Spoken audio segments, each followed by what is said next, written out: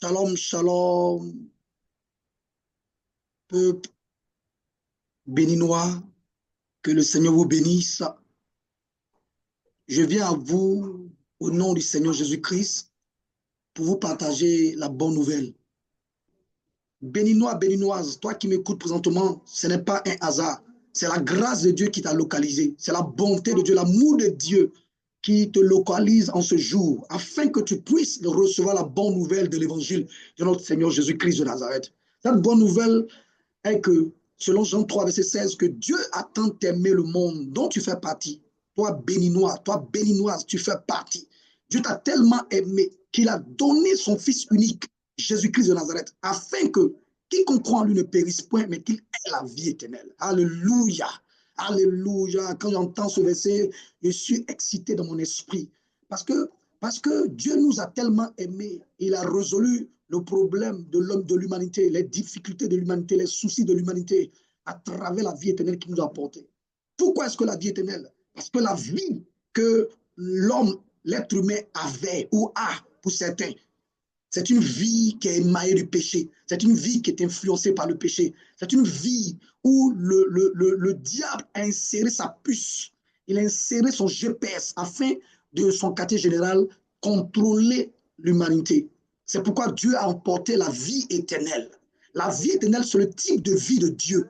La vie éternelle, c'est le genre de vie de Dieu. La vie éternelle, c'est la vie qui caractérise Dieu. La vie que seul Dieu a. Alléluia. Et cela s'appelle en grec Zoé. Il y a la vie des animaux, il y a la vie de la nature, il y a la vie des plantes, il y a la vie des anges, il y a la vie des êtres humains, il y a aussi la vie de Dieu. Et c'est cette vie-là que Jésus a apportée, cette vie-là que Dieu a apportée au travers de notre Seigneur Jésus-Christ. Il dit dans Jean 10, verset 10, que le voleur ne vient que pour dérober, égorger et détruire.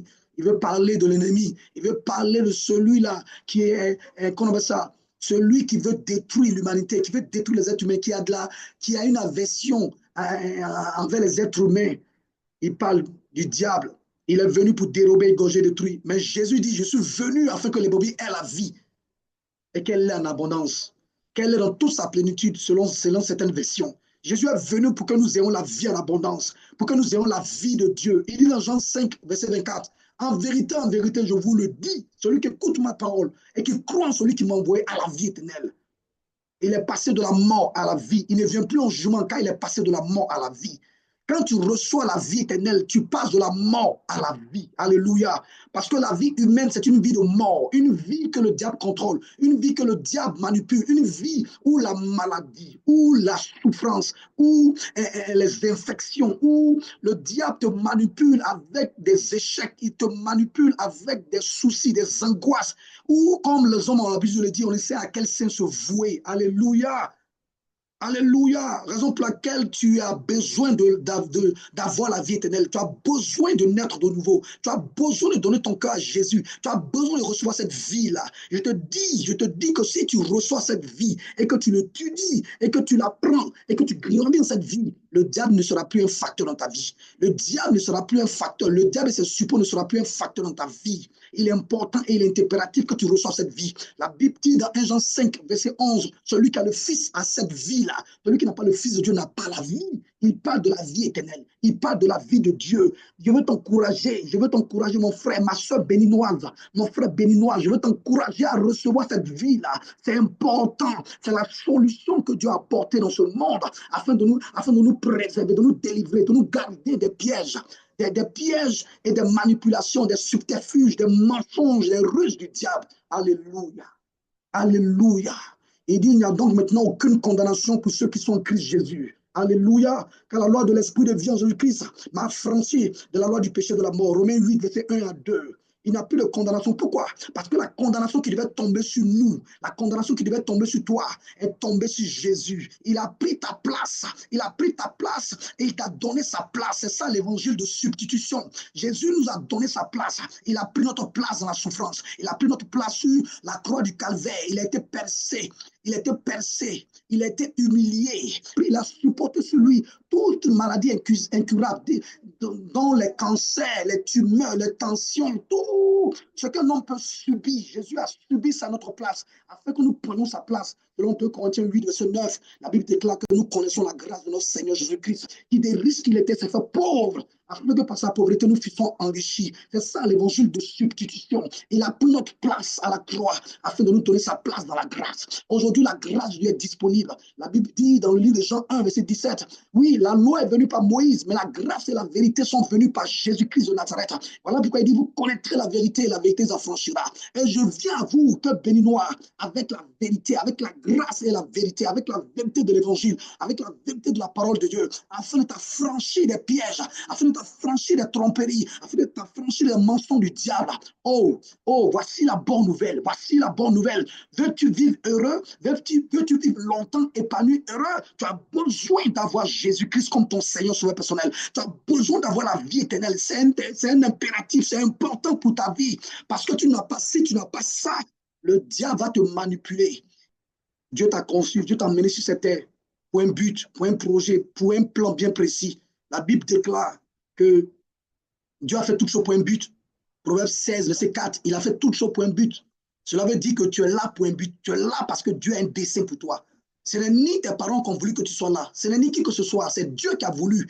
Il a témoigné, il a déclaré concernant le prophète Jérémie dans Jérémie 1, verset 5.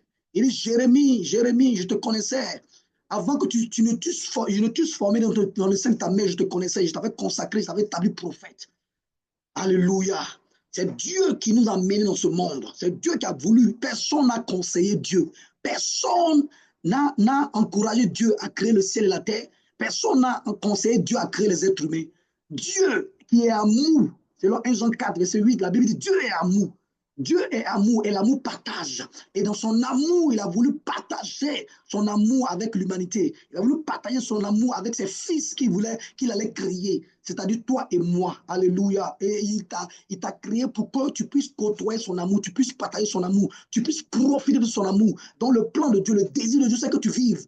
C'est que tu sois en paix, épanoui. Voilà pourquoi il dit, bien-aimé, je souhaite que tu prospères à tous égards, que tu sois en bonne santé comme prospère l'état de ton âme. Voici le plan de Dieu, voici le dessein de Dieu, voici le désir de Dieu. D'aucuns disent qu'on ne connaît pas la volonté de Dieu. Oui, tu peux connaître la volonté de Dieu. La volonté de Dieu est compilée dans sa parole. La Bible dit dans Romains 12, verset 2, ne vous conformez pas au siècle présent. En d'autres termes, ne vous conformez pas au système que le diable a établi dans ce monde présent. Mais laissez-vous transformer par le renouvellement de l'intelligence. En d'autres termes, la parole de Dieu doit être le sujet de ta méditation. Tu dois étudier la parole de Dieu, tu dois la méditer, tu dois réfléchir parce qu'il y a de bonnes choses de Dieu dans cette parole-là qui vont te faire du bien. Alléluia. Ce monde-là a un système afin que le plus fort puisse gouverner. Voilà pourquoi les gens sont obligés de faire n'importe quoi pour pouvoir être à la tête. Les gens sont obligés de se compromettre. Les gens sont obligés de faire des alliances, des pactes pour pouvoir être là. C'est pourquoi Dieu dit, ne te conforme pas, ne fais pas comme cela. Il dit, tu es dans le monde, mais tu n'es pas de ce monde. C'est moi qui t'ai choisi du milieu de ce monde. Jésus nous a choisi du milieu de la masse. Alléluia. Il nous a choisi du milieu de la masse. Alléluia. Il nous a choisi du milieu de la masse. Il nous a choisi du milieu de la masse. Afin que nous lui appartenons en propre. Afin que nous soyons ses enfants. Alléluia. Quelle grâce. Quel privilège. Quel honneur. Quelle bénédiction d'appartenir à Dieu. Voilà pourquoi il te dit, cherchez premièrement le royaume de Dieu, sa justice, et toutes ces choses vous seront données par-dessus tout.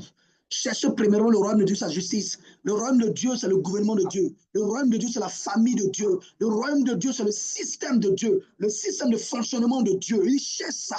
Et la justice, c'est la manière dont Dieu fonctionne, la manière dont Dieu traite les choses. Il cherche premièrement le royaume de Dieu, sa justice, et toutes ces choses que le monde poursuit, que les hommes poursuivent, que les hommes, ils font tous les efforts pour poursuivre. Dieu dit que cela te sera donné par-dessus tout. En d'autres termes, c'est ton goissou, c'est ton bonus, quoi. Alléluia. Pourquoi? Parce que tout appartient à Dieu. Le ciel appartient à Dieu, la terre appartient à Dieu. Selon le psaume 24, verset 1, il dit à l'Éternel, le ciel et la terre, tout ce qu'il renferme, tout ce qu'il habite appartient à l'Éternel. Même les hommes appartiennent à Dieu. Les richesses de ce monde appartiennent à Dieu. Les richesses de ce monde appartiennent à Dieu. Ceux qui disent ont l'argent, ceux qui disent ont les moyens, là, tout appartient à Dieu. Dieu peut incliner le cœur d'un soi-disant grand de ce monde-là pour converger l'argent vers toi. C'est possible. Parce que le cœur du roi est entre les mains du Seigneur. Le cœur du roi est entre les mains du Seigneur. Et quand tu comprends ces révélations, tu comprends que c'est un privilège que Dieu t'accorde de faire de toi son enfant. C'est un honneur, c'est une bénédiction d'appartenir à Jésus. Alléluia. Ecclésiaste 2, verset 26 dit, Il donne le souci au pécheur d'amasser, alléluia, mais à celui qui est agréable à Dieu, il lui donne la joie, il lui donne la sagesse, il lui donne la connaissance, alléluia, afin que celui qui amasse la puisse donner à celui qui est agréable à Dieu.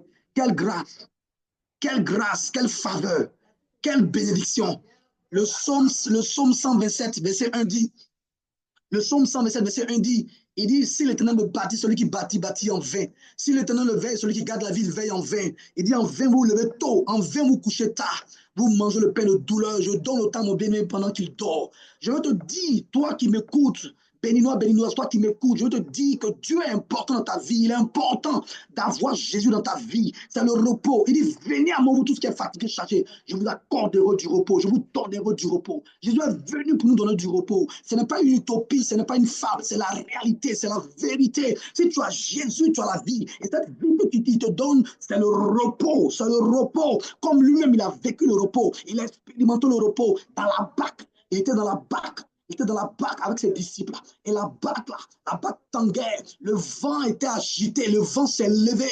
Les vagues étaient en train de se balancer ça et là. Mais il dormait la poupe sur le coussin. Il était serein. Il était imperturbable. Et ses disciples se sont débrouillés. Quand ils ne pouvaient plus, ils l'ont réveillé. Maître, ne te soucies pas de ce que nous périssons. Il s'est réveillé avec une sérénité. Il a parlé au vent. Il a parlé à la mer, il a eu un calme plat, à tel enseigne que les disciples ont dit, quel est ce homme à qui le vent et la mer obéissent? Alléluia, alléluia. C'est une race exceptionnelle, c'est un type d'homme particulier, exceptionnel. Et c'est ce qu'il est venu partager avec nous, c'est ce qu'il est venu nous communiquer. Voilà pourquoi la Bible déclare dans 2 Corinthiens 5, 17, si quelqu'un en Christ, il est une nouvelle créature. Les choses anciennes sont passées. Parce que toutes choses sont de nouvelles. Si tu es en Christ aujourd'hui, à travers le Seigneur Jésus-Christ, toute ta vie passée, ta vie de péché, ta vie où tu as commis des péchés, tu as fait des erreurs, tu as fait des bêtises, Dieu, par le sang de Jésus, efface et tu donnes une nouvelle vie. Il te donne une nouvelle vie et écrit une nouvelle histoire pour toi. Je veux t'inviter maintenant que tu fasses ce choix, que tu prennes cette décision. C'est très impératif. Il est important que tu considères tout ce que tu viens d'entendre et que tu fasses le choix, le bon choix de choisir Jésus comme ton Seigneur sauveur personnel. Il dit, je mets la vie et la mort au-devant de toi. Je mets la bénédiction et la malédiction au-devant de toi. Choisis la vie afin que tu vives, toi et ta postérité, toi et ta descendance. Jésus est la vie. Il a dit dans Jean 14, 6, je suis le chemin, la vérité et la vie. Nous ne vivons au Père que par moi. Veux-tu vivre heureux et longtemps et épanoui? Tu as besoin de la vie éternelle. Et voici la vie éternelle qui est disponible pour toi. Elle est à ta portée. Tu peux répéter après moi, parce qu'il est important de le confesser, de le croire. La Bible dit dans Romains 19, si tu confesses de ta bouche le Seigneur Jésus, et si tu crois dans ton cœur que Dieu l'a reçu des morts, tu seras sauvé. Voici le temps du salut. Voici l'opportunité du salut. Donc si tu es prêt, si tu veux faire de Jésus ton Seigneur, tu peux répéter après moi ces paroles. Tu peux répéter après moi ces paroles avec ton cœur, avec foi. Alléluia. Dis, éternel Dieu, je viens entendre ta parole. Il est écrit que quiconque invoquera le nom du Seigneur sera sauvé. Je demande à Jésus d'être le Seigneur de ma vie. Je reçois la vie éternelle dans mon esprit. Je suis né de nouveau. Je suis sauvé. Et je suis un enfant de Dieu. Désormais, maintenant, je vis et je marche dans la conscience de ma nouvelle vie en Jésus-Christ. Amen. Merci Seigneur. Félicitations à toi, toi qui viens de répondre à cet appel. Que le Seigneur te bénisse. Laisse-moi te dire que tu as fait le bon choix. Je vais prier pour toi rapidement.